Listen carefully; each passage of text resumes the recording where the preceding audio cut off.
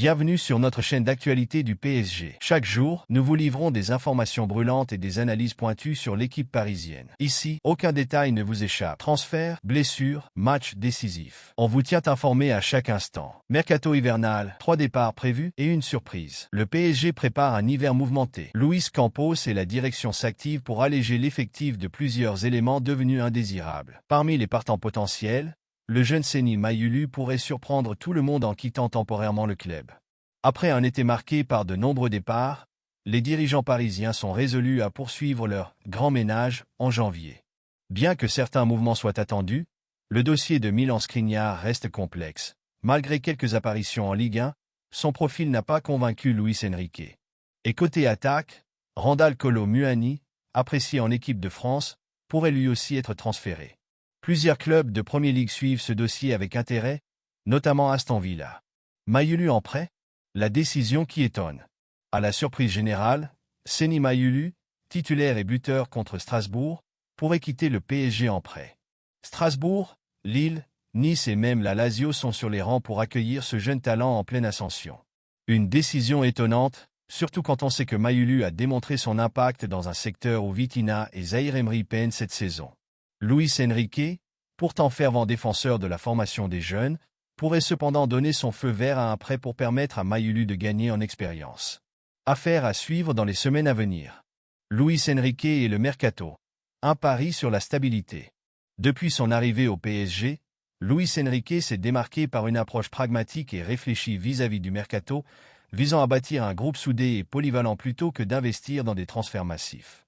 Alors que la saison avance, l'entraîneur espagnol a été clair. Malgré la perte de Kylian Mbappé et la blessure de Gonzalo Ramos, il préfère ne pas se précipiter pour recruter un nouvel attaquant cet hiver. Pour Enrique, l'accent doit être mis sur l'exploitation maximale du potentiel actuel de l'effectif plutôt que sur la recherche d'une nouvelle star pour combler les absences. Cette décision se fonde sur une philosophie simple mais audacieuse. Diversifier les sources de buts au lieu de dépendre d'un seul joueur. Ainsi, alors que certains voient en Victor Osimhen, proposé par le directeur sportif Luis Campos, une solution idéale, Enrique reste ferme dans sa stratégie. Il mise sur les ressources internes du club, en accordant sa confiance aux joueurs polyvalents comme Ousmane Dembélé, Marco Asensio et Randal Kolo Muani, qui peuvent tous évoluer à différents postes en attaque.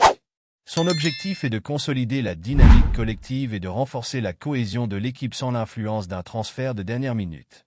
Enrique souhaite instaurer une mentalité de groupe où chaque joueur se sent responsable du succès de l'équipe, partageant ainsi la responsabilité de marquer et de créer des occasions. Dans son esprit, un recrutement excessif pourrait déstabiliser cet équilibre soigneusement construit. La Ligue des Champions. Un défi pour Enrique et le PSG. La Ligue des Champions représente un enjeu majeur pour le PSG, qui aspire à se hisser parmi les meilleures équipes d'Europe. Pourtant, les performances actuelles soulèvent des questions, notamment en raison de l'absence d'un véritable buteur de pointe. Si Luis Enrique reste confiant dans les qualités de son groupe, le conseil d'administration semble plus mitigé. Les prochains mois seront décisifs, avec des adversaires de taille comme l'Atlético Madrid, le Bayern Munich et Manchester City, qui testent le niveau de préparation et de résilience du PSG. Pour Enrique, le choix de ne pas recruter un attaquant cet hiver repose sur un pari calculé. Il croit fermement en la capacité de ses joueurs actuels à relever ce défi. Son insistance sur le travail collectif, la polyvalence et l'adaptation tactique a déjà montré des résultats, mais l'absence de résultats concrets en Ligue des Champions pourrait, selon certains, coûter cher à son avenir au club.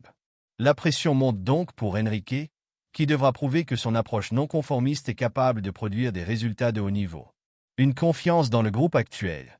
L'approche de Luis Enrique est basée sur la confiance qu'il place dans chaque joueur, convaincu que la valeur collective est plus importante qu'un recrutement rapide pour combler une absence.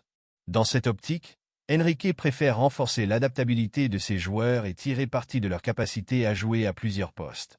En développant cette stratégie, il espère créer une dynamique de groupe où chaque membre de l'équipe se envoie essentiel et investi dans les objectifs du club. Cet engagement repose également sur une analyse stratégique visant à développer des options tactiques flexibles, en fonction des caractéristiques de chaque adversaire. La polémique autour de João Neves, une décision contestée. Outre les décisions de mercato, un sujet de controverse a récemment capté l'attention, la passe décisive refusée à João Neves lors du match contre Le Havre. Alors que les statistiques montrent que le milieu portugais a accumulé 6 passes décisives, la Ligue de football professionnel, LFP, en a validé seulement 5, déclenchant des critiques parmi les partisans du PSG et des analystes. La frustration est palpable, d'autant plus que chaque statistique individuelle peut influencer la reconnaissance et les contrats futurs des joueurs. Le désaccord entre la LFP et les statistiques de match pourrait prendre de l'ampleur au fil de la saison, en particulier si cette différence persiste et impacte les classements et récompenses des joueurs. Certains observateurs soulignent que cette passe décisive manquante pourrait même influencer le moral du joueur et susciter des doutes quant à l'équité du système de validation des performances. Une saison sous le signe des défis et des décisions stratégiques. Luis Enrique devra faire face à de nombreux défis pour démontrer que sa stratégie est la bonne.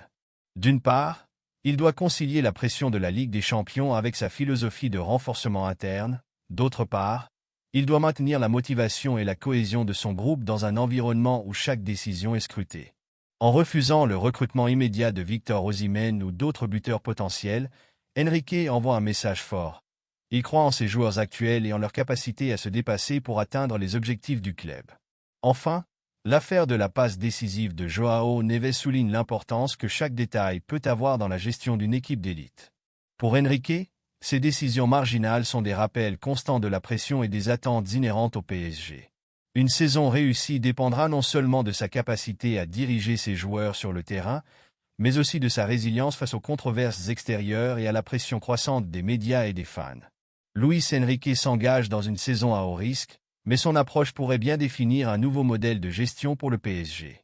Les prochaines étapes de la Ligue des Champions et les performances de ses joueurs clés seront des indicateurs essentiels pour l'évaluation si cette stratégie axée sur la stabilité et la cohésion portera ses fruits, ou si le club devra reconsidérer ses priorités lors du mercato de l'été. Le litige financier Mbappé-PSG, victoire pour le joueur. Nouveau rebondissement dans la saga qui oppose le Paris Saint-Germain et son attaquant vedette, Kylian Mbappé. Le conflit entre le joueur et le club parisien a pris une nouvelle tournure après la décision de la commission d'appel de la Ligue de football professionnel, LFP, qui a statué en faveur de Mbappé. Le PSG est désormais contraint de verser à son joueur environ 55 millions d'euros en salaires et primes impayées, une somme colossale qui met en lumière l'ampleur de ce litige financier.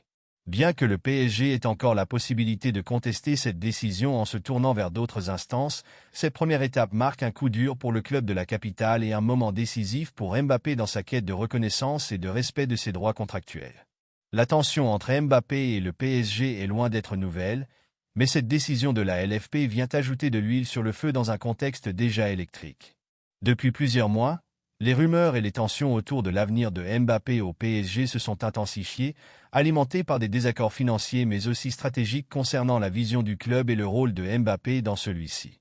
Alors que le PSG semblait vouloir conserver l'attaquant en tant que pièce maîtresse de son projet, des différends contractuels et une communication parfois opaque ont compliqué la relation entre les deux parties.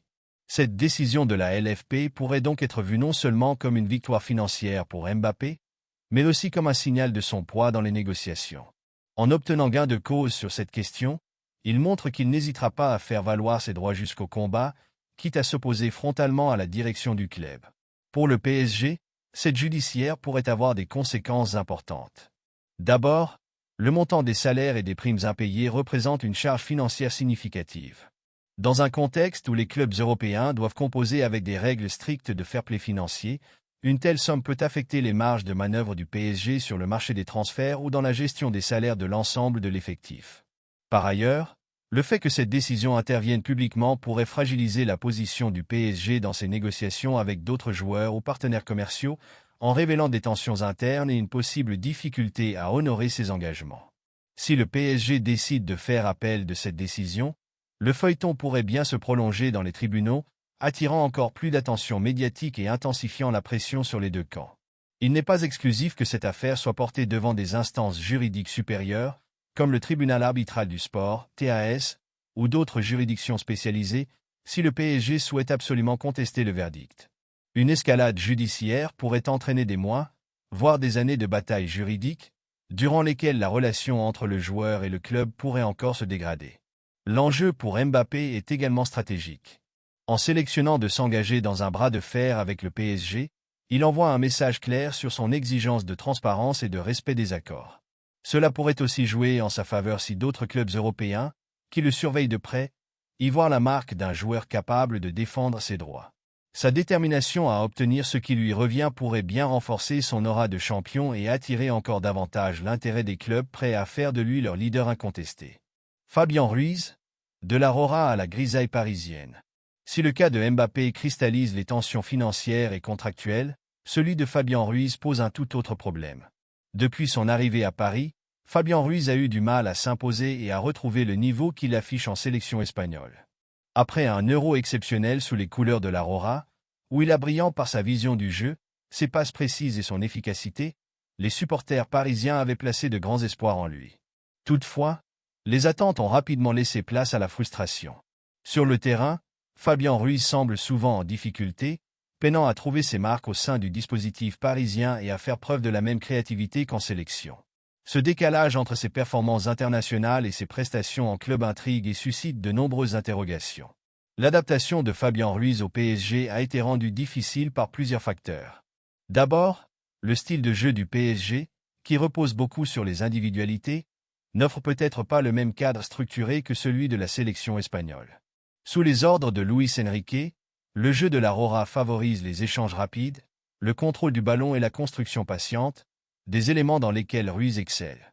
En revanche, le PSG, avec ses stars offensives et son jeu parfois plus direct, ne semble pas exploiter pleinement les qualités de Fabian Ruiz, qui peine à se montrer aussi décisif. Au-delà des questions tactiques, l'environnement au PSG peut également influencer ses performances. La pression des supporters, les attentes élevées des médias et les rivalités au sein de l'effectif peuvent peser sur un joueur qui, malgré son expérience, peut être déstabilisé. Cette situation pourrait également amener le club à réévaluer son investissement. Si Fabian Ruiz ne parvient pas à redresser la barre rapidement, son avenir à Paris pourrait être compromis. Un départ, soit sous forme de prêt, soit par un transfert définitif, pourrait alors être envisagé par le PSG, surtout si d'autres clubs manifestent leur intérêt pour l'international espagnol. Pour Ruiz, retrouver sa forme en club est un défi majeur. Les supporters, bien que compréhensifs jusqu'à un certain point, attendent des performances à la hauteur de son talent et des espoirs placés en lui. Un sursaut est nécessaire, d'autant que le PSG traverse une période cruciale dans la saison, avec des objectifs élevés en championnat comme en Ligue des Champions. Si Fabian Ruiz parvient à retrouver son éclat et à s'imposer dans l'entrejeu parisien, il pourrait non seulement regagner la confiance du public, mais aussi se faire une place de choix dans le dispositif de Luis Enrique. Cependant, un nouvel échec pourrait bien signer la fin de son aventure parisienne. En somme, les cas de Kylian Mbappé et de Fabian Ruiz, bien que très différents, témoignent des défis que le PSG doit relever, à la fois sur le plan sportif et contractuel. Tandis que le conflit financier avec Mbappé se poursuit et pourrait se jouer sur plusieurs fronts, l'intégration de Fabian Ruiz reste un enjeu sportif pour le club de la capitale. Le PSG se trouve face à des décisions cruciales qui pourraient influencer non seulement sa saison actuelle, mais aussi sa stratégie pour les années à venir. Abonnez-vous à notre chaîne pour continuer à suivre les dernières informations, les analyses approfondies et les développements passionnants concernant le club. Merci d'avoir regardé et à bientôt pour plus de contenu sur le PSG.